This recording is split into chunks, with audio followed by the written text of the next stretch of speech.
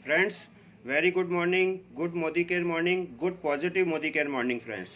आज फिर मैं सबसे पहले तो मैं आज 26 जनवरी है और गणतंत्र दिवस है और 72वां गणतंत्र दिवस की मैं सबको हार्दिक दिल से शुभकामनाएं देता हूं कि हम लोग आज आज़ाद देश के वासी हैं और हम लोग आज हमारा जो गणतंत्र दिवस है और हम लोगों का संविधान आज लिखा गया था, जिससे कि आज हमारे पास में सारी आज़ादियां हैं। ठीक है, बोलने की आज़ादी, सब चीज़ों की आज़ादी है और हम लोग आज बिल्कुल यूँ कहेंगे कि आज़ाद देश के वासी है फ्रेंड्स। और आज मैंने जिस तरीके से एक टास्क लिया हुआ है कि मैं कंटिन्यू 3 महीने आप लोगों के साथ में आके संवाद करूंगा, कुछ टॉपिक्स पे बात करूंगा। आज जैसे गणतंत्र दिवस है तो फ्रेंड, आज मैं ये कहूँगा कि आज मैंने जो टॉपिक ले रखा है वो आज़ादी टॉपिक है और आज़ादी टॉपिक है और उसी के ऊपर मैं आज आपसे बातचीत करना चाह रहा हूँ फ्रेंड्स।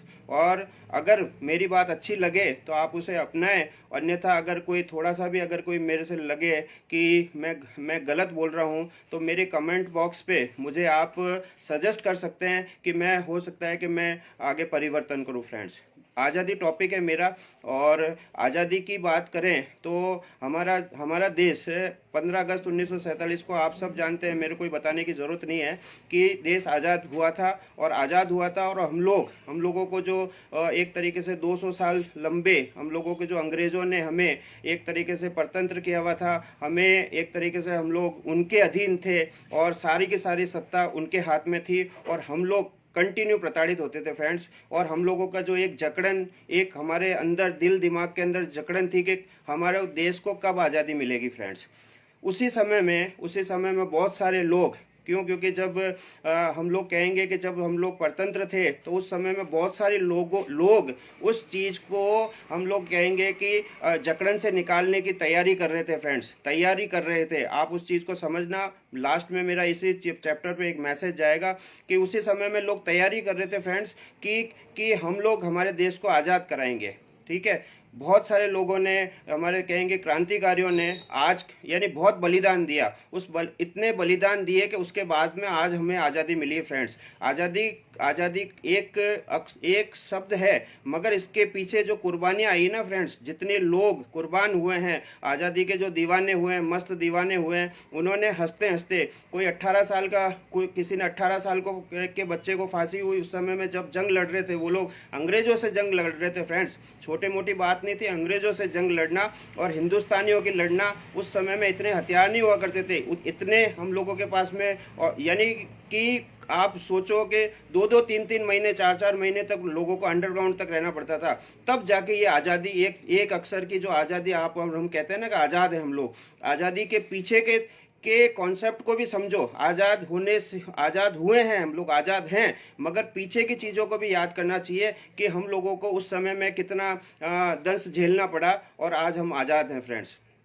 महात्मा गांधी को मैं याद जरूर करना चाहूँगा, क्योंकि अगर वो नहीं होते, उन्होंने एक मिशन लिया कि मुझे देश को आज़ाद कराना है। उससे पहले उनके साथ में जो अंग्रेज़ों ने उनको जो प्रताड़ित किया, उसके बाद में उन्होंने डिसीजन लिया, माइंड में डिसीजन लिया कि मैं इन अंग्रेज़ों को एक दिन खदेड़ के रहूँगा। एक लंगोटधारी ने, एक सिंगल यानी कहेंगे कि बिल्कुल सिंगल स्ट्रक्चर के आदमी ने डिसीजन लिया और चल पड़ा वो इस एक मुहिम के पीछे। और वो मुहिम तब तक उसने नहीं रोकी जब तक देश आज़ाद नहीं हुआ फ्रेंड्स, है ना। और कंटिन्यू वो उस चीज़ के लिए रात दिन एक किए, उन्होंने अनशन किए, कई तरीके के, यानी कि यूँ कहेंगे कि आमरण अनशन किए, भूख हड़ताल करी, बहुत सारे लोगों को नमक वाला एक बहुत बड़ा आंदोलन किया उन्होंने। मेरा ये कहने का मतलब है कि ये जो आज़ादी हमें मिली है ना फ्रेंड्स, आज़ादी मिली है, मगर आज भी हम लोग एक ऐसी चीज़ से वापस हम लोगों को यूँ कह दें कि हम लोग फिर गुलाम हो गए फ्रेंड्स। मैंने जो टॉपिक लिया, मैं तो मेरे टॉपिक की बात करूं कि आज़ादी तो हमें 15 अगस्त 1947 को मिल गई, मगर उसके बाद में हम फिर एक ऐसी व्यवस्था के गुलाम बने हुए हैं। वो व्यवस्थाओं को मैं समझाने के लिए आपके सामने आया हूँ। बाकी कोई क्योंकि टॉपिक आज़ादी का है और आज़ादी का होने के बावजूद भी हम लोग, अगर हम लोग वापस एक जकड़न में आ गए, वो जकड़न है फ्रेंड्स कि आप लोगों ने हम लोगों को फिर एक व्यवस्था ने जकड़ लिया, बाजारी व्यवस्था ने जकड़ लिया। एक बाजार की व्यवस्था चल रही है, एक बाजार व्यवस्था क्या चल रही है कि एक ट्रेडिशनल बाजार चल रहा है। उस ट्रेडिशनल बाजार के 5, 6, 7 लोगों ने, मैं ज़्यादा लोगों का क्यों, जो ट्रेडिशनल बाज़ार को समझो, आप ट्रेडिशनल बाज़ार को भी समझो, क्योंकि मैं इसके पीछे आप सोचोगे कि ये क्या बात कर रहे हैं, मगर ट्रेडिशनल बाज़ार है ना। ट्रेडिशनल बाज़ार में क्या हो रहा है फ्रेंड्स कि आज वो हम लोगों को जो आज कहेंगे कि व्यवस्था क्या है, व्यवस्था ये है कि आज ट्रेडिशनल बाज़ार में कोई माल बनता है फ्रेंड्स, आज हम लोग परचेज करते हैं, हम लोग, और जो परचेज करते हैं, जैसे आज 100 रुपये की चीज़ हमने परचेज करी, 100 रुपये की चीज़ परचेज करी, एक एवरेज हम लोग कहते हैं, बिल्कुल एक अनुमानित होती है कि 30% तो उसकी कॉस्टिंग आती है और 10% हम लोग उसका मुनाफा होता है। 40% में वो माल आपके एक तरीके से रवाना हो गया फ्रेंड्स। अब 40% में रवाना हुआ माल आपको 100 रुपये में यहाँ पे मिल रहा है फ्रेंड्स, है ना। अब आपका जो 60 रुपये है ये फिर बीच के अंदर चला गया, यानी देश फिर आर्थिक गुलाम बन गया फ्रेंड्स। एक फिर सेंट्रलाइजेशन, आपका सब लोगों के जेबों से पैसा एक सेंट्रलाइज्ड कुछ लोगों के पास में जा रहा है, सेंट्रलाइजेशन हो रहा है, उन 5-7 लोगों के जेबों में जा रहा है। हम लोग कहते जरूर हैं कि पैसे वाले बनता जा रहा है और गरीब बनता जा रहा है।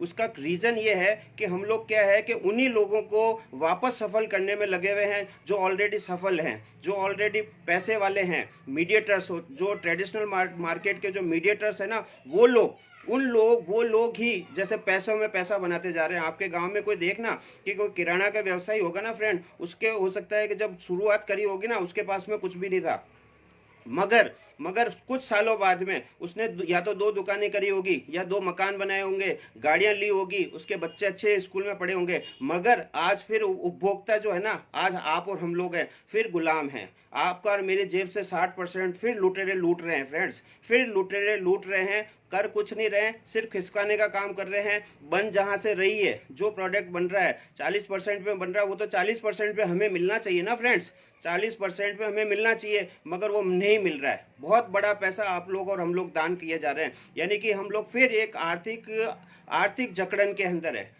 हम लोग मोदी केयर के साथ में वर्क कर रहे हैं, और मोदी केयर क्या है, डायरेक्ट सेल इंडस्ट्री है फ्रेंड्स। मैं वापस एक मैसेज देना चाहूँगा, वही डायरेक्ट सेल इंडस्ट्री कर क्या रही है, ये जो प्रोडक्ट आप लोग बाहर से परचेज कर रहे हैं, जो बाजार से परचेज कर रहे हैं, ट्रेडिशनल बाजार से परचेज कर रहे हैं, जैसे आज पेस्ट, साबुन, जो भी XYZ, जो नहाने धोने, खाने पीने और मेडिकल संबंधी जो भी हमारा जो प्रोडक्ट्स आता है, वो सारा का सारा आप बाजार से परचेज कर रहे हो। बाजार आपको जकड़न दे रहा है, 60% पैसा आपका बाजार के अंदर एक तरीके से सिर्फ खिसकाने से और कुछ सेलिब्रिटी बोल के ले जा रहे हैं। जो वो 60% पैसा अगर आपका बच जाए फ्रेंड्स, तो आप लोग भी एक तरीके से मैं कहूँगा कि आप लोगों का भी जो है ना, बहुत बड़ा पैसा बच जाएगा। मैंने कल भी उदाहरण दिया था, क्योंकि आज फिर उदाहरण देना पड़ेगा मुझे, कि किसी व्यक्ति की आय अगर 1 महीने की 25,000 है फ्रेंड्स, 1 महीने की किसी की व्यक्ति की आय 25,000 है, तो वो साल के अंदर 3 लाख रुपए कमाता है।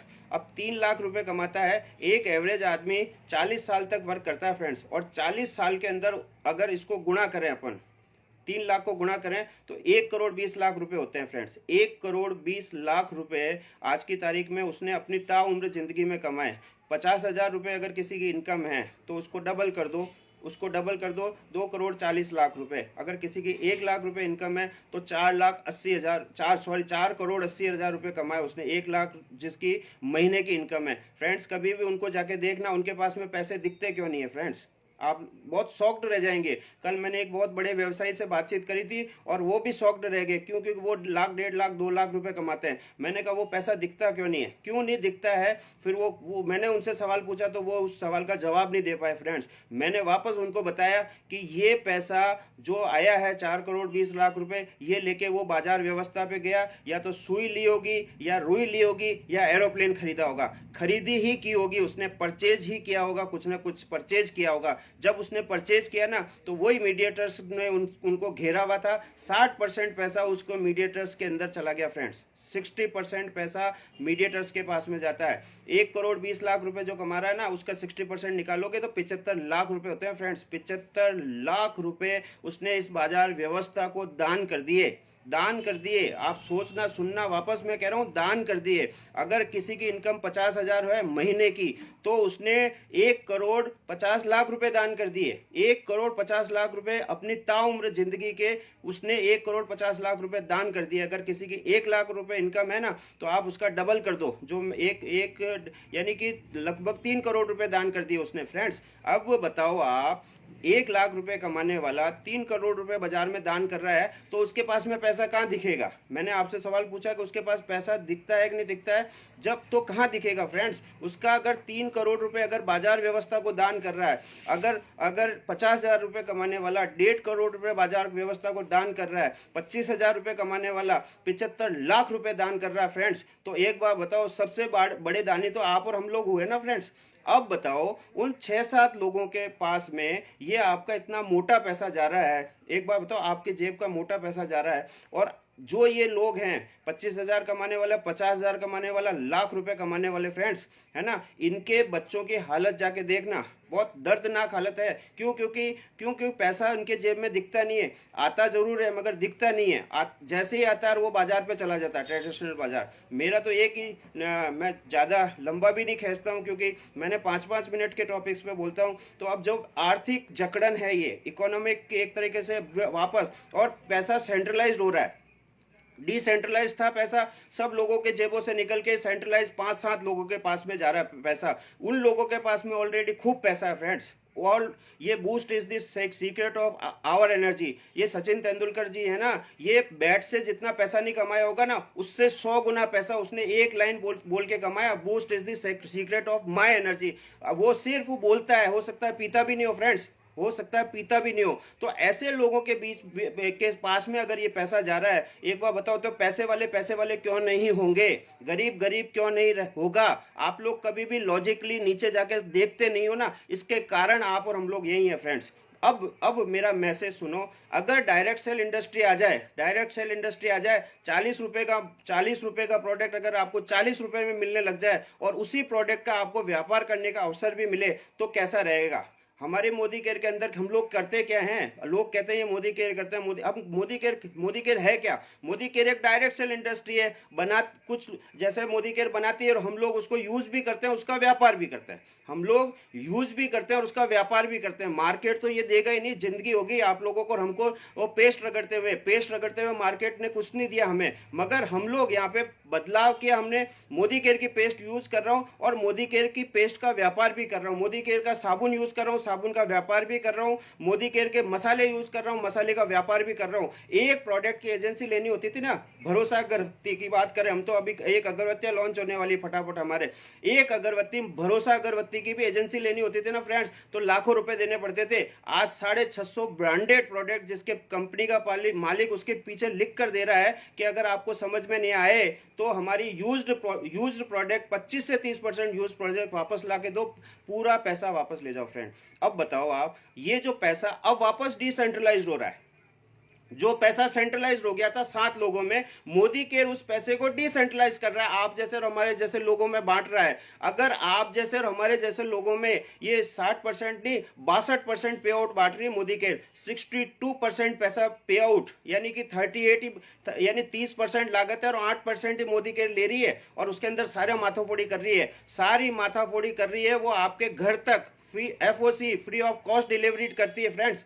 आप सारी अकाउंटिंग उनका है, FOC है उनके पास में, उसके बावजूद भी आपको और हमारे को करना क्या है? अब इस 62% पैसा अगर बच जाए फ्रेंड्स, तो एक बात बताओ, आज हम लोगों का क्या हाल होगा? हम लोगों के पास में भी तो पैसे होंगे, फिर वो पैसे वाले भी, हम लोग भी पैसे, हमारे पास में पैसे को, हम भी पैसे से फिर हम लोग व्यापार भी करेंगे। जो भी आगे बढ़ेगा आदमी, अपने पैसे को बचाने की बात है। तो आर्थिक आज़ादी अगर आपको लानी है, क्योंकि आर्थिक जकड़न है, और जकड़न कहते हैं कि भले वो लोहे की हो भले सोने की हो, जकड़न है ना, वही दर्द देती है फ्रेंड, जो दर्द दे रही है। तो हम लोग ये कहना चाह रहे हैं कि इस ट्रेडिशनल बाजार को छोड़ो, मोदी केयर के पास में आओ। Modi care direct sale industry है, सीधा आपको बना हुआ जैसे 30% और 8% मुनाफा जोड़ के वो आपको और हमें दे रही है, और व्यापार करने का अवसर भी दे रही है। ये बाजार छलावा है, ये बाजार छलता रहेगा, हर समय में लूटता रहेगा। अगर आपने बदलाव नहीं किया। आज़ादी का दिन है,